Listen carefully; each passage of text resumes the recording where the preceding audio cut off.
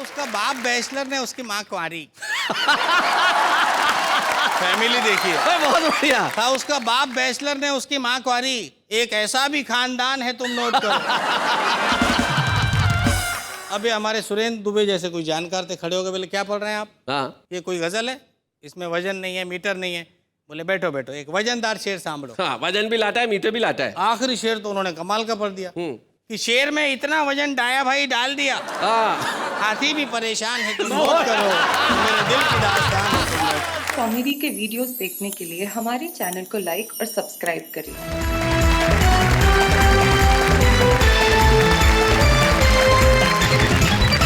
बड़े मुश्किल से दोस्त मिलते हैं साहब, और हमारे 3 दोस्त हमारे साथ में बड़े काबिल दोस्त हैं। वो दोस्त कविता के हैं, दोस्त शायरी के, दोस्त हंसी के। और हमारे साथ सबसे पहले मंच के इस कोने के अंदर जो शानदार कुर्ता पजामा पहन के एक नौजवान बैठा है और मुस्कुराहट ऐसे चेहरे पे चिपका रखी है जैसे प्राइस टैग लगा हुआ हो।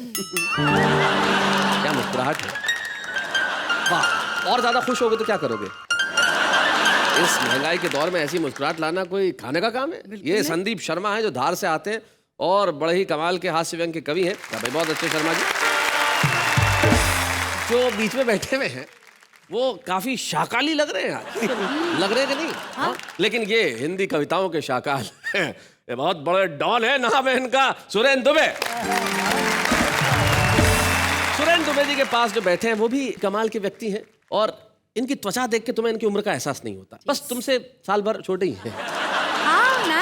हाँ, बिल्कुल आप आसपास के ही हैं। सुभाष काबरा इनका नाम है। भाई स्वागत है आपका। लेकिन बहुत कठिन है अच्छे दोस्त मिलना। कई लोगों को मिल जाते हैं जैसे इनको मिला हुआ है, लेकिन काश मैं भी ये कह पाता।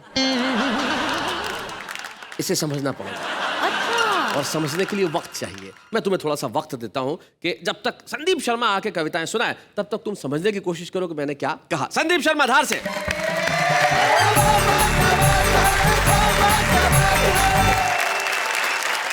मुझे इस शो में बहुत अच्छी बातें अच्छी लगती है शैलेश जी, आपका संचालन जी, जो ये इतना सुंदर यहाँ पे जो सेट है जी। लेकिन ये सब बातें अपनी जगह है। बाकी जो एक नंबर की जो चीज है वो कविता, मतलब कविता बहुत अच्छी। कविता नहीं, मारे जो एक नंबर पे पसंद आए हुआ या छोरी एकदम मतलब इतनी सुंदर। मतलब मैं कई बताऊँ आपके यहाँ इनका सामने खड़ा हो जाए तो इनकी ब्यूटी देखी के ना अपनी ड्यूटी भूली जाए। आप एक बार दिखाई दो ये अच्छा कपड़ा पहनी के सपना में आए। सपने में आती है? हाँ, या फिर मारे एक टेंशन बच जाए हाँ। कि उना चक्कर में मारे सूट पहनी ना सोनू पड़े। वो बहुत पसंद आ रही है तुम्हें? हाँ नहीं वाकई मतलब मैं आपको बताऊं कि इतनी सुंदर है। नहीं कुछ क्या कर रही हूँ भाई? आपने बोला ना जब तक संदीप जी कविता करे तुम सोचो। अरे सोच क्या रहा है वो तुम्हारी, लेके जाओ। बहुत अच्छे, ले जा। मतलब नहीं मैं इतनी बड़ी रिस्क में नहीं ले सकता। नहीं ले जा भाई, ले जा। मतलब मैं आपको बताऊं कि इतनी सुंदर है कि मतलब इनका लिए तो कई बार तो हमारा शहर में क्या चल क्या रहा है? बहुत सुंदर लग रही है। अरे कई करिए आप, अरे एक छोरी का चक्कर में हमारे गांधारो बनाई दिया तुमने। अरे भाई साहब मैं भगवान की कसम खा के कहता हूँ अब मैं नहीं नेहा जी को देखूंगा। नहीं कसम खा के कहता हूँ, विद्या गलानी की कसम, मेरे को पट्टी खोलने दो, कविता पढ़ना। मैं कसम खा के कह रहा हूँ कि मैं नहीं देखूंगा। पक्का खोल दे, चलो पट्टी खोल। बिल्कुल भी नहीं सोचूंगा, माफ कर दो। आप निश्चिंत होकर कविता पढ़िए। भाइयों एवं बहनों, मेरी कविता का शीर्षक है नेहा जी। अरे क्या रहा है भाई? नहीं अब तू इधर कविता पढ़, मैं ऐसे ही खड़ा रहूंगा। चल नहीं अच्छा माफ कर दो। नहीं माफ कर दो। क्या का माफ कर दो यार? पक्का वैसा माफ कर दो। नहीं कह रहा हूँ तो मैं कविता ही पढ़ूंगा। अभी तो गांठ बंधाई थी, अब अगर देखेगा तो इधर लग जाएगी। संदीप शर्मा जी, आप देश के एक जिम्मेदार कवि हैं, इधर उधर मत देख के सीधी कविता पढ़िए। जरा तालियां बजाइए इनके लिए। हाँ हाँ सीखिए, कविता लीजिए। मुन्ना चिल्लाया पापा भूकंप आया। ओहो। मैंने कहा तेरी मती फ्री होगी, ध्यान से देख बिस्तर पे से तेरी मम्मी गिरी होगी। यही बात जो तुमने कही, एक बड़े प्रसिद्ध कवि है जयमिनी हरियाणवी जी। उन्होंने अपने अंदाज में ये बात कही थी। उन्होंने कहा कि भूचाल आया तो समस्या हुई खड़ी, क्योंकि घरवाली पलंग से नीचे गिर पड़ी। मैं उसके पास गया और ये सवाल उठाया कि भूचाल आने से तू गिरी या तेरे गिरने से भूचाल आया? ऐसा नहीं है कि घर गृहस्थी में मतलब सिर्फ समस्याएं रहती, कभी कभी आनंद मस्ती खुशी भी हो जाती है। मतलब वो एक भाई साहब आपको बिल्कुल सच्ची घटना बता रहा हूँ। एक आदमी रेलवे स्टेशन से निकला, रेलवे स्टेशन से निकला तो उसके होंठ जले हुए। अच्छा। मैंने पूछा यार तू रेलवे स्टेशन गया था तो तेरे होंठ क्यों जले हुए? बोले पत्नी को छोड़ने गया था। मैंने कहा पत्नी को छोड़ने गया था, इसमें होंठ जले हुए का क्या कारण है? बोले खुशी के मारे जल्दी जल्दी में इंजन चूम आया। ये दुर्घटना है, दुर्घटना। हाँ, दुर्घटना। अब आपको एक दुर्घटना बताता हूँ नेहा जी। हाँ। पति पत्नी होटल की 7वीं मंजिल पे ठहरे हुए भाई साहब। अच्छा। पति ने फोन किया नीचे रिसेप्शन पे, मेरा और मेरी पत्नी का झगड़ा हो गया है और वो 7वीं मंजिल से खिड़की में से कूदने की धमकी दे रही, जल्दी ऊपर आओ। बोले नहीं।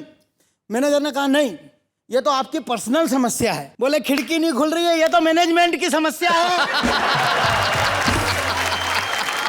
एक कविता सुनाता हूं। जब देश समाजवादी गणतंत्र जब लिखा होता है संविधान में और जब पूंजीवाद की तरफ बढ़ता है तो क्या परिस्थितियां बनती है, हास्य से उनको समझने की कोशिश करें। जी। किस्मत चमकाने का तेल लगाइए, एक झाड़ू खरीदिए, साथ में एक कार मुफ्त पाइए। अच्छा। कैसे कैसे विज्ञापन अर्थव्यवस्था जी। आपके अपने आप से रिश्तों में झाड़ू का पेमेंट भी आसान किस्तों में। पर विज्ञापन के नीचे लिखी हुई बारीक पंक्तियां पढ़ेंगे तब आपके दिमाग की नसें हिलेगी। मुफ्त की कार इस जन्म में नहीं अगले जन्म में मिलेगी। पर जनता कितनी भोली है, जनता कितनी भोली है। बाजार को सिर्फ पैसे खींचना है, ये खींचेंगे। इन्हें सिर्फ चीजें बेचना है, ये बेचेंगे। 21वीं सदी तक जाते जाते मुर्दों के कफन और अर्थियों के बांस भी शॉपिंग मॉल्स में बेचेंगे। क्या बात है, वाह वाह वाह, बहुत अच्छा।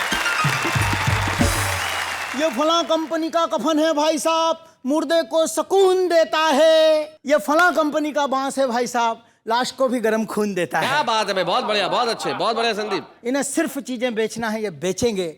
21वीं सदी में जाते जाते 2 रुपए के पाउच में मौत और 10 रुपए में 1 लीटर पानी बेचेंगे। वाह वाह वाह वाह, बहुत अच्छे। इस पूंजीवादी अर्थव्यवस्था के चलते भारतीय अर्थव्यवस्था के अंतिम पत्ते झरने तक आ गए। बाप के 13वें पर बेटे मरने तक आ गए। आदम की औलाद चारा चरने तक आ गए और सोने की चिड़िया के ये वंशज घर के जेवर बेचकर बिजली के बिल भरने तक आ गए। क्या बात है भाई, बहुत अच्छे, बहुत बढ़िया। पर कब तक जेवर बेचकर घर चलाएंगे?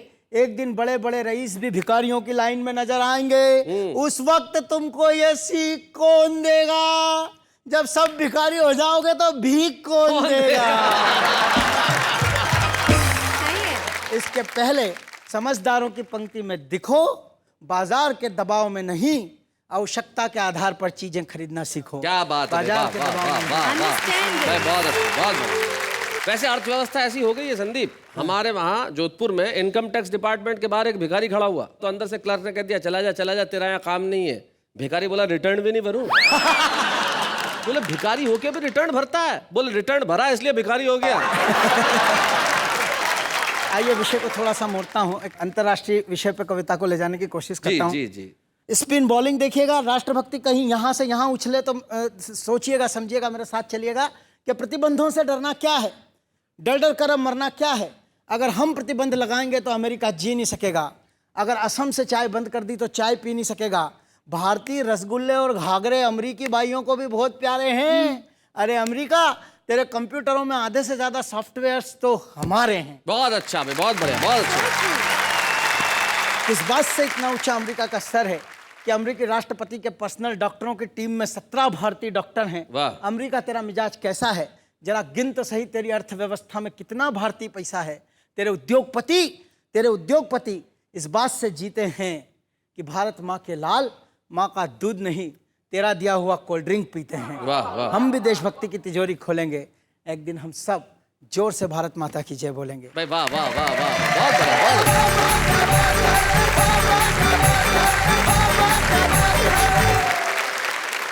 ये होती है भावुकता, ये होता है इमोशन। खड़े खड़े सारी दुनिया को निपटा दो, ऐसा आसान होता है। और कुछ लोग होते हैं जो ऐसा करना जानते हैं, जो किसी भी आदमी को बिना कुछ किए निपटा देते हैं। जैसे दोस्ती। अब दोस्त होते हैं, सुभाष जी हमारे दोस्त, हम दोनों जंगल में गए एक बार। जंगल में? जी, जंगल क्या में हुआ? गए, शेर आ गया सामने। नॉर्मली जंगल में शेर ही आता है। फिर क्या हुआ? सुभाष जी और मैं साथ, मैंने सुभाष काबरा को कहा, मैंने कहा तुम्हारे पास स्पोर्ट शूज है? तो सुभाष जी बोले शैलेश भाई स्पोर्ट शूज पहन के आप क्या शेर से तेज भाग लोगे? मैंने कहा शेर से कौन तेज भागना चाहता है, मुझे तो आपसे तेज भागना है। मिलते हैं उनसे जो हमारे साथ गए थे जंगल में, सुभाष काबरा।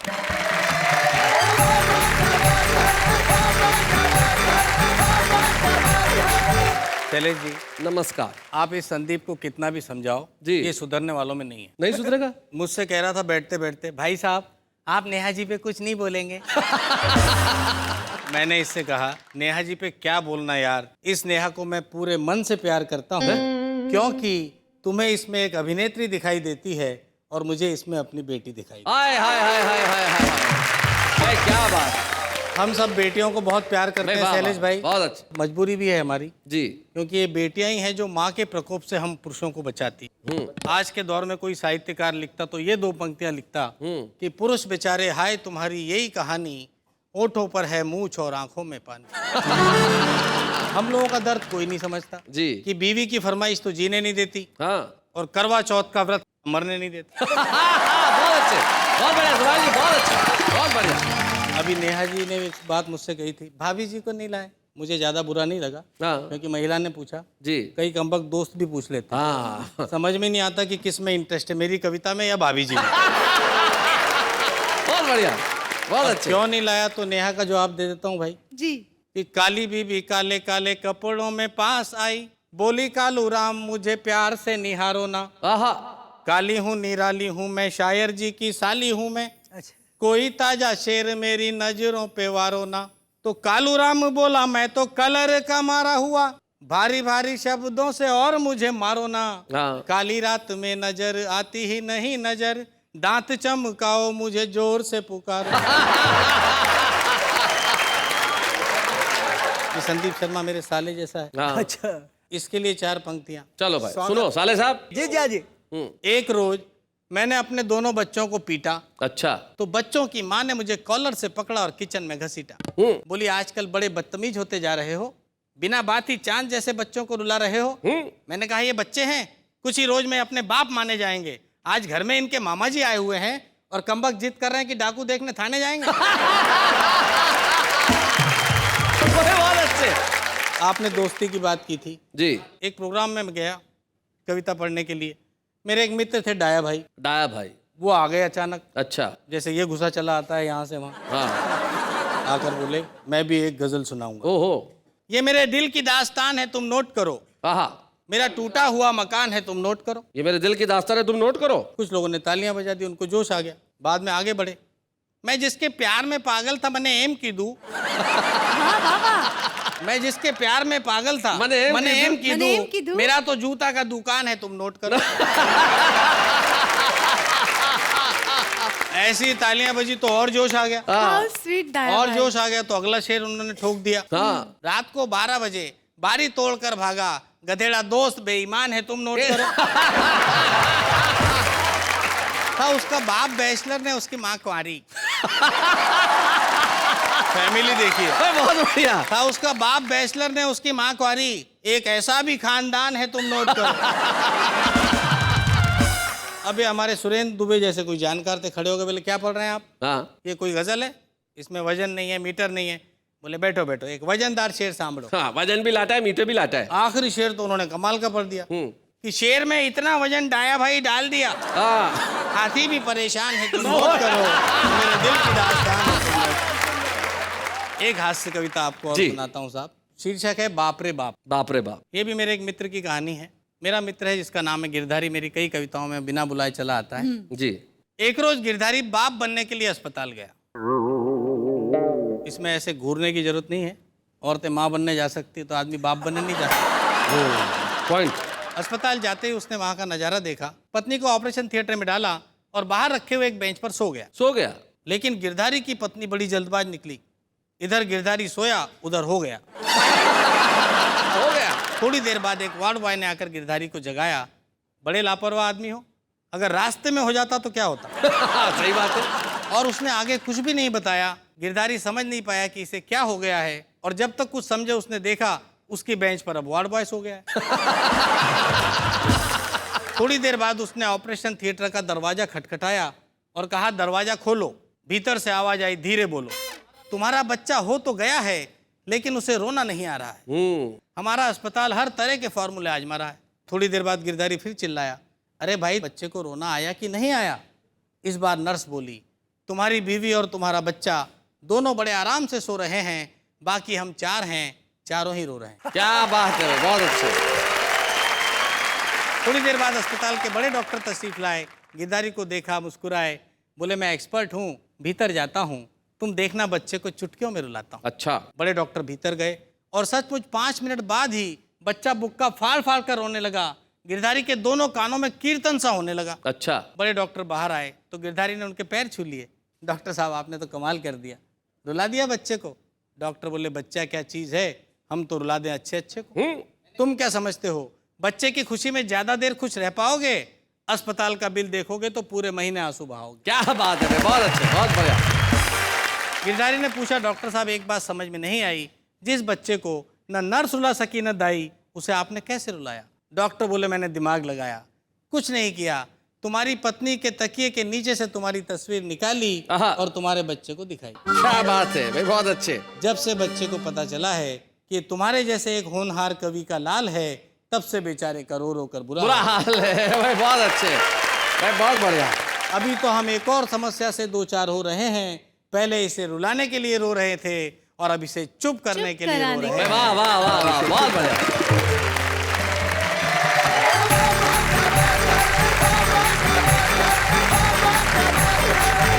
सही बात है, बच्चे जब पैदा होते हैं तो उन्हें रुलाना बड़ा आवश्यक होता है, लेकिन ये वो धरती है जहां बच्चा पैदा होते वक्त मुस्कुराता है, क्योंकि शायद ये गौरव देश के हर वासी को है कि हमें हिंदुस्तान में पैदा होने का मौका मिला। और यहाँ पे आके हंसता इसलिए है क्योंकि उसे पता है कि सुरेंद्र दुबे इस देश में रहता है, और सुरेंद्र दुबे जिस देश में रहता है वहाँ रोता हुआ बच्चा भी हंसता है। आइए सुरेंद्र दुबे जी, जरा जोरदार तालियां बजाएं।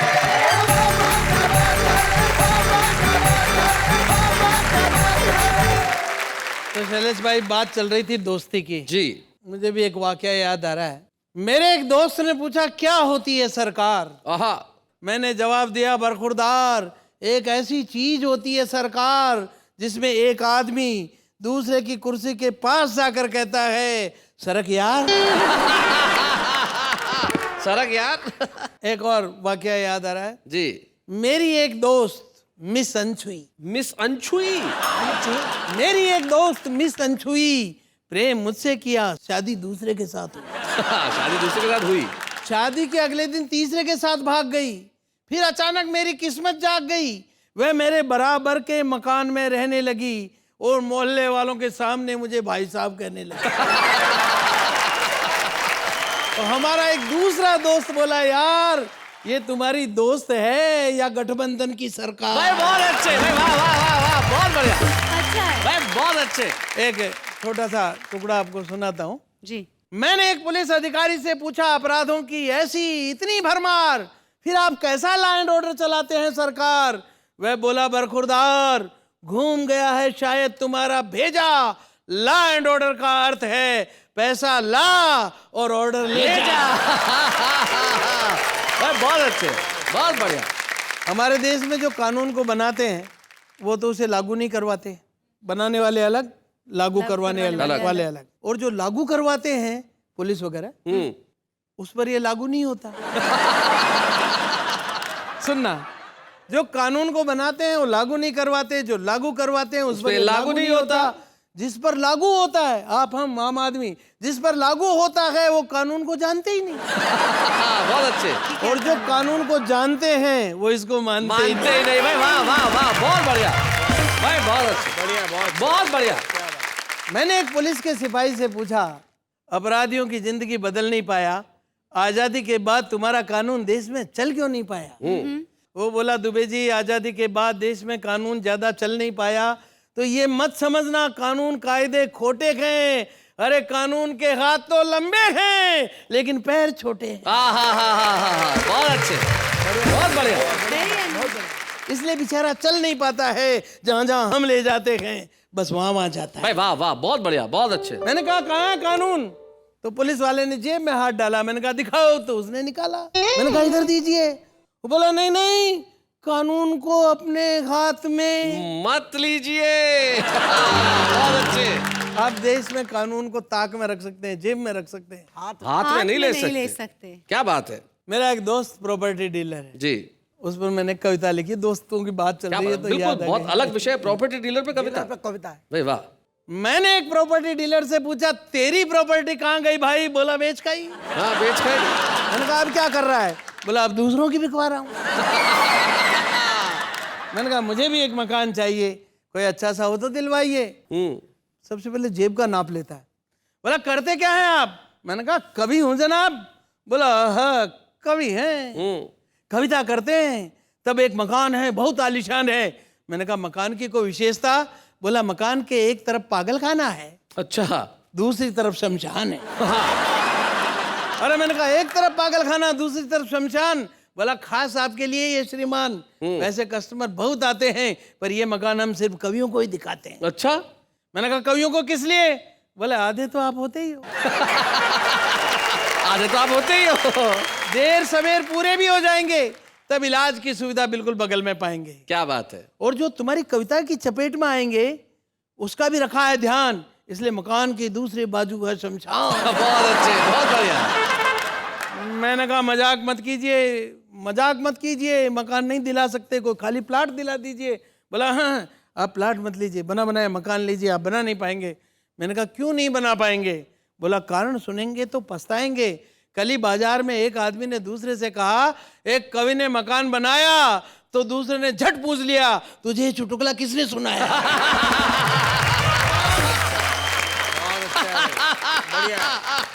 बहुत अच्छे। दूसरे दोस्त के पास आया, उस दूसरे दोस्त ने जले पर नमक लगाया, अपने नव निर्मित मकान का फोटो निकाल कर दिखाया। मैंने फोटो देखा, शिष्टाचार बस तारीफ की। मैंने कहा दोस्त क्या आलीशान मकान बनाया है, मकान के सामने कितना खूबसूरत पेड़ लगाया है। वह संभलते हुए बोला पेड़ अभी नहीं लगाया है, अभी सिर्फ मकान बनाया है। दरअसल ये पेड़ फर्जी है जो इस फोटो में ट्रिक फोटोग्राफी से आया। अच्छा, जो ही उसने वस्तु स्थिति समझाई, मैंने भी मकान की फोटो निकाल कर उसे दिखाई। मैं कहा देख मेरे भी मकान का फोटो। देखते ही वो बोला ये तो गजब हो गया भाईजान, वैसे का वैसा पेड़, वैसे का वैसा मकान। मैंने कहा दोस्त भगवान की मर्जी है, लेकिन इस फोटो में पेड़ ओरिजिनल है, मकान फर्जी है। बहुत बढ़िया कि देश के नेताओं ने देश की जनता को पिछले 65 सालों में देश की तरक्की की जो तस्वीर दिखाई है, दरअसल वो तस्वीर तो ओरिजिनल है, लेकिन उसमें तरक्की ऐसे ही ट्रिक फोटोग्राफी से आई। वाह वाह वाह वाह, बहुत बढ़िया भाई, बहुत अच्छा, बहुत अच्छा। एक रचना सुनाता हूं जी। बाप कंजूस, 3 बेटे, तीनों माँ कंजूस। ये भी विकास है, हमारे पतन का विकास। जी। पिता मरने वाला, 3 बच्चे चर्चा कर रहे हैं, इस चर्चा को सुनना। हाँ। मरणासन पिताजी को देख बोला बड़ा पुत्र ठेले में ही डाल के शमशान पहुंचाऊंगा। दूजा बोला ठेले के तो साथ होगी भीड़ भाड़, स्कूटर पर रख कर मैं ही छोड़ आऊंगा। अच्छा।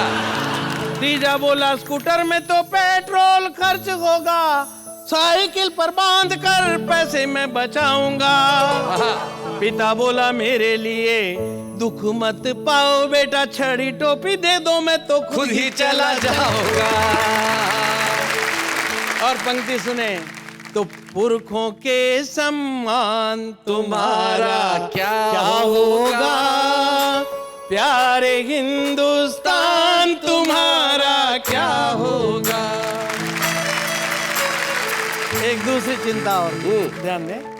रपट लिखाने के बाद आया मंत्री जी को याद, कहा थानेदार को कि कष्ट न उठाइए, मेरी घड़ी मेरे पास में ही मिल गई है यार, घड़ी की तलाश झट बंद करवाइए। जी। झुंझलाते थानेदार ने ये कहा मंत्री जी से, सच्चाई से मेरी मुश्किलों को न बढ़ाइए, जिनने कबूल किया जुर्म घड़ी चोरने का, अच्छा। उनका करूं मैं क्या यह तो बताइए। भाई बहुत अच्छे। तो हे कानून विधान तुम्हारा क्या होगा, प्यारे हिंदुस्तान तुम्हारा क्या होगा।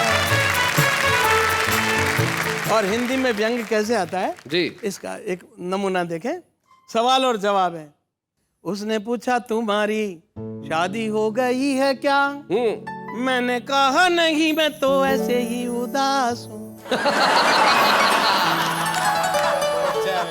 उसने पूछा मुझसे ईमानदार हो क्या यार, मैंने कहा नहीं थानेदार जी का खास हूँ। बहुत अच्छे। उसने पूछा शरीफों के बीच रहते हो क्या? मैंने कहा रहता तो विधायकों के पास हूँ। उसने पूछा राजनीति में हो जाना चाहते क्या? मैंने कहा इसीलिए करता बकवास तो हूँ। भाई बहुत अच्छे। तो हे चाणक्य के ज्ञान तुम्हारा क्या होगा? प्यारे हिंदुस्तान तुम्हारा क्या होगा? बहुत अच्छे। फिल्मों के गाने हमारी कविता का सबसे लोकप्रिय स्वरूप है जी हमारे उस साहित्य का क्या हुआ? जी। मुन्नी शीला बिल्लो रानी, आ, चालू ओ जलेबी बाई, छन्नो और छमक चलो है नए उफान पर। क्या बात है। बच्चे तर आशिकों को 77 इशारे किए, दिल है ये मुफ्त का जो रखा है दुकान पर। क्या बात है। शब्द भाव भंगिमाएं सभी अश्लील, अब हो रहा प्रहार नित्य सभ्यता के मान पर। वेरी चौपाइयाँ चालीसाएं आरतियाँ याद नहीं, क्या बात है। कितनी चमेली बच्चे बच्चे की जुबान पर। हाय हाय हाय, बहुत बढ़िया। अरे बहुत अच्छे। तो जन गण मन के गान गान तुम्हारा क्या होगा? बहुत अच्छे। प्यारे हिंदुस्तान तुम्हारा क्या होगा? भाई बहुत बढ़िया। मेरे देश महान तुम्हारा क्या होगा? प्यारे हिंदुस्तान तुम्हारा क्या होगा भाई? क्या बात है भाई। वाह वाह वाह वाह वाह वाह, बहुत अच्छे। भाई बहुत बढ़िया सुरेंद्र दुबे जी। कुछ कहने की आवश्यकता नहीं है। जब परिस्थितियां ऐसी हो तो निश्चित तौर पे दिमाग में यह सवाल आता है कि क्या होगा, लेकिन जब तक आप जैसे लोग हैं, जब तक कलम है, तब तक इस देश का कुछ भी बुरा नहीं हो सकता। वाह वाह, क्या बात है भैया आपके लिए, बहुत अच्छे। हमारा जो आज का छुपा रुस्तम है साहब, उसका अंदाज बड़ा ही कमाल का है। जो हमारे छुपे रुस्तम है वो राजस्थान के एक कस्बे से आए हैं, लेकिन मैं जानता हूं राजस्थान के कस्बे से निकल के आज वो देश के घरों घर में छा जाएंगे। नाम है उनका देवकरण मेघवंशी।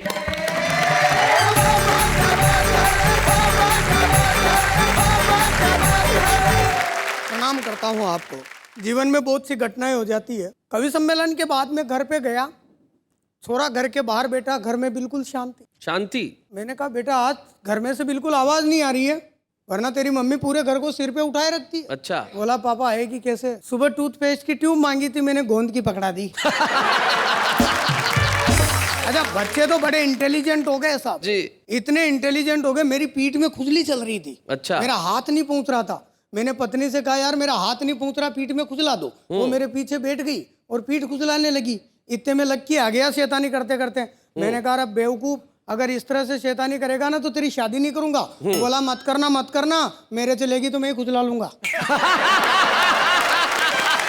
मैं खुद ही पीठ खुजला लूंगा, शादी की क्या जरूरत?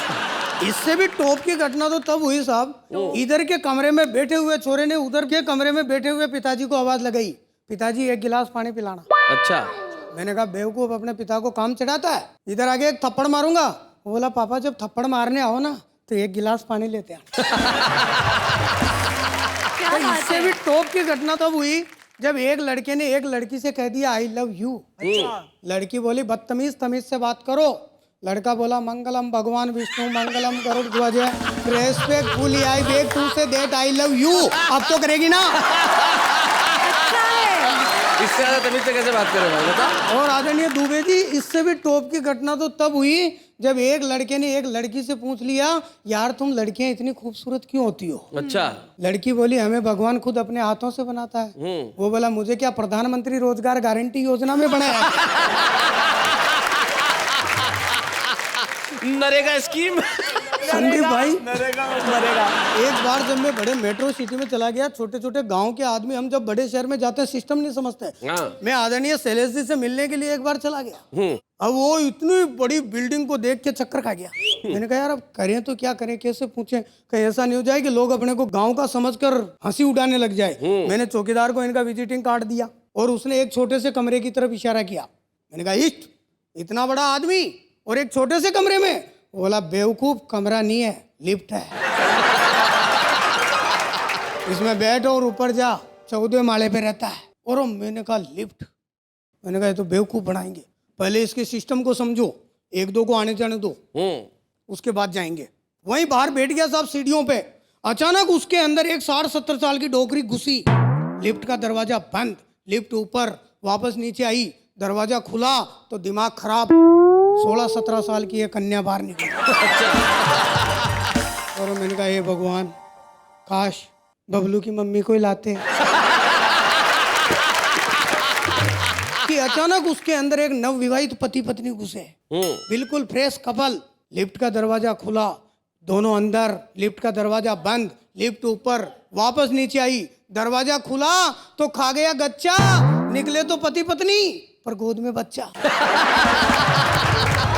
काश बबलू की मम्मी को ही लाते, दिन भर ऊपर नीचे घुमाते, शाम को टेम्पू भर के ले जाते।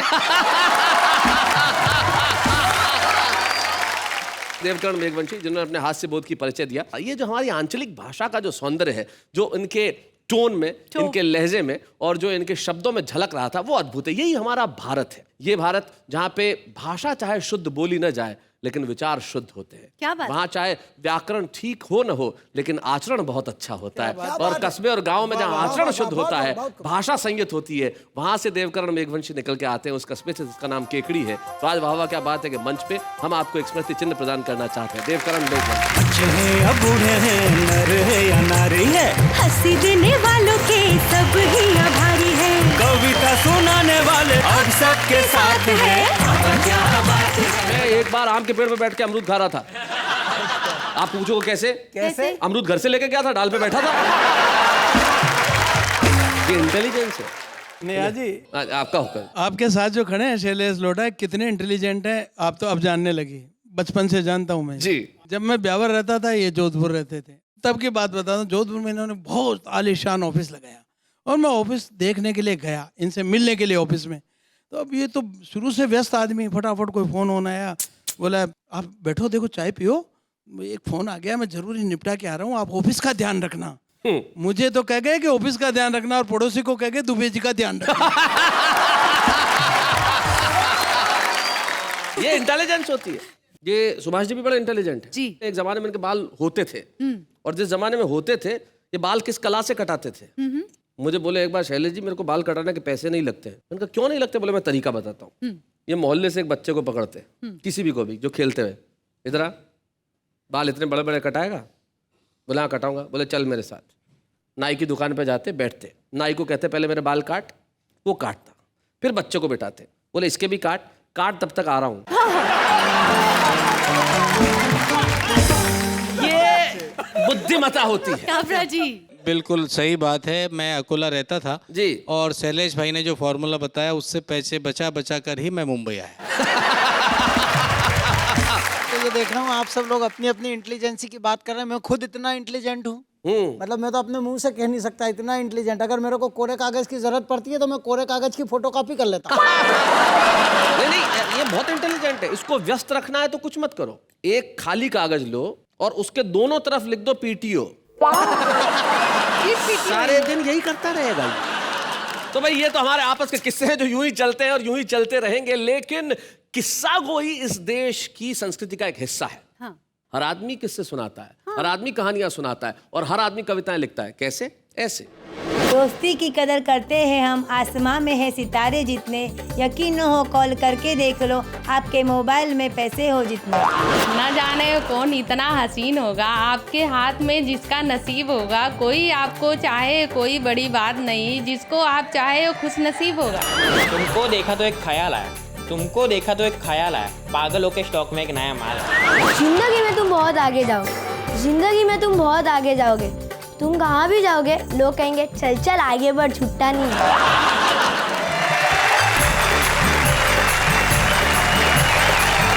तो ये भी कमाल की कविता है। बचपन में आपने भी ऐसी लिखी होगी जी काबरा जी? बचपन में एक बड़ा जुमला चला करता था जो लड़कियों ने उठा लिया जी। मेरे कॉलेज के कई मित्रों को मिले वो कागज जिस पे लिखा हुआ था, खत लिख रही हूँ खून से स्याही न समझना, हाय हाय हाय, मर चुकी हूँ तेरी याद में जिंदा न समझना।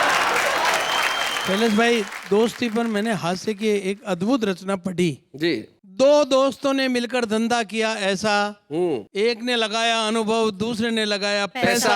आहा। 1 साल बाद मौसम बदल गया, अनुभव वाला सारा पैसा ले गया, और जिसके पास पैसा था उसके पास सिर्फ अनुभव रह गया। बहुत अच्छे, बहुत एक ट्रक पे लिखा था वैसा हमारे यहाँ धार्मिक है, हमारे देश की मिट्टी, हाँ हमारे देश की मिट्टी किसी चंदन से कम नहीं है। हाँ। हमारा ये धार भी किसी लंदन से कम हाँ नहीं है। हाँ, ये होता है भाई, क्या बात है, बहुत अच्छे भाई, वाह वाह वाह। लेकिन दोस्ती का बंधन भी जीवन में किसी और रिश्ते के बंधन से कम नहीं। ईश्वर करे आपको दोस्त मिलते रहे, आपको दोस्ती मिलते रहे। और दोस्त के लिए और दोस्ती के लिए जाते जाते एक नसीहत, किसी एक शायर का शेर, मुझे नाम याद नहीं लेकिन याद आता है, कितने कमजोर हैं ये गुब्बारे जो चंद सांसों में फूल जाते हैं और थोड़ी सी बुलंदी पाकर अपनी औकात ही भूल जाते हैं। इसलिए हम जब भी रहें जमीन पर रहें और कहते रहे वाह वाह क्या बात है।